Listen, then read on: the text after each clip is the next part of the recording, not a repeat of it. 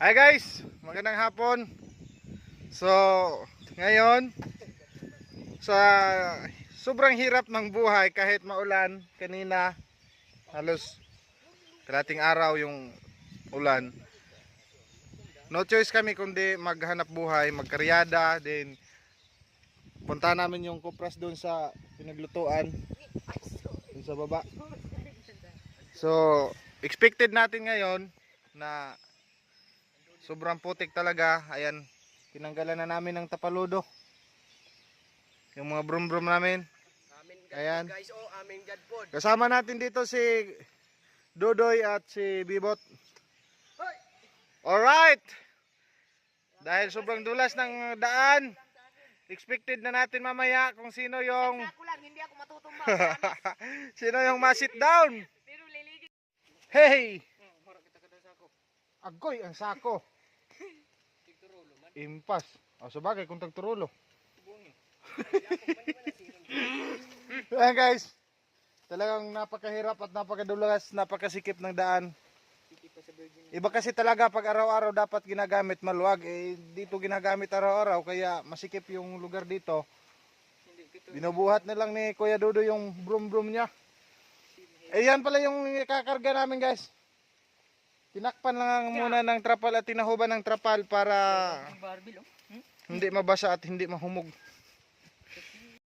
At may pinick up nga tayong isang videographer dito guys. Ayan yung balikbayan natin oh. Kuya Bibot, ipakita mo nga ang kagwapuhan. Ayan oh, tumago ang balikbayan. Alright. Ang dating gwapo noon, gwapo pa rin ngayon. Hey guys, again inabutan na naman kami ng napakalakas na ulan. So ayan, may mga karga na yung mutmut namin.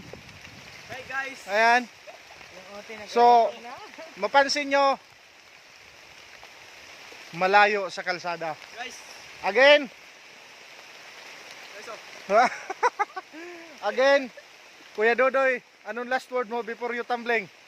God bless. God bless. Babangon, wag kang mahiyang bumangon.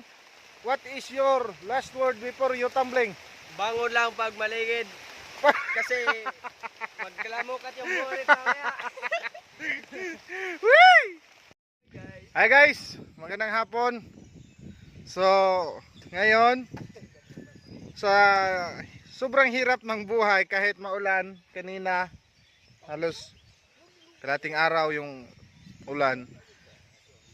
No choice kami kundi maghanap buhay, magkaryada, then punta namin yung kupras doon sa pinaglutuan doon sa baba.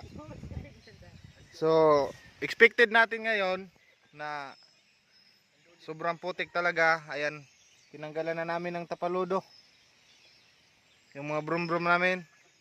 Ayan. Guys, oh, aming gadpod. Kasama natin dito si Dodoy at si Bibot. Alright.